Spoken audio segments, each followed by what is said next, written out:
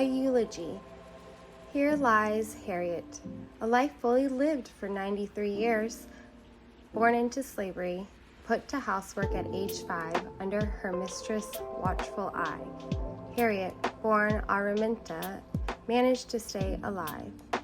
Was young Araminta called Minty, greeted with a whip at the start of each day?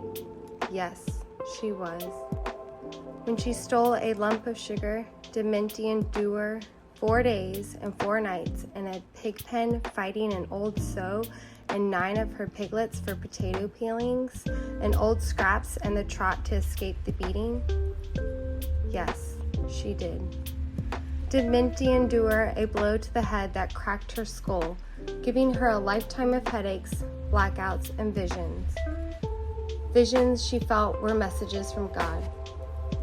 Stunning visions of flying and freedom, terrifying visions of hoofbeats and mothers screaming as their babies are stolen away. Minty endured.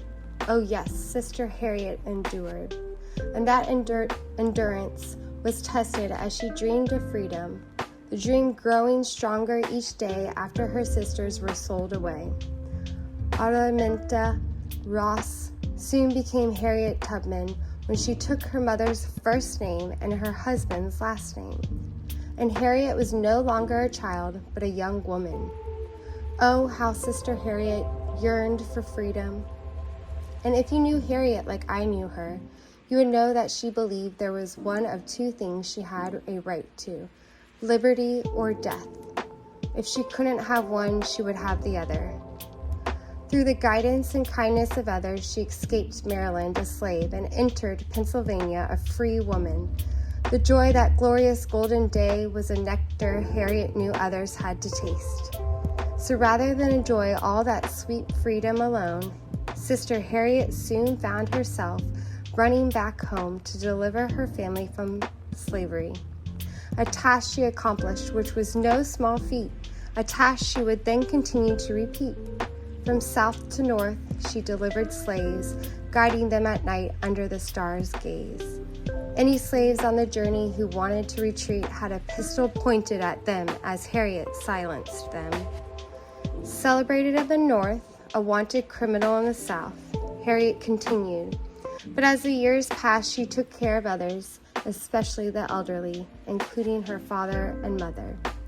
Harriet, we salute you, courageous and brave. Harriet, we find strength in you, always unafraid. Harriet Tubman was known for her work as a conductor with the Underground Railroad, which was not an actual railroad, but a network of people and trails used to help slaves escape to the north where slavery was illegal. Through the use of song, slaves were able to communicate with each other. Through the use of quilts, slaves were able to know which houses were safe for them to approach for help. Harriet became very skilled at leading slaves north and took pride in never losing a passenger. Harriet's skill was put to use in the Civil War, where she worked as a nurse, a cook, and a spy.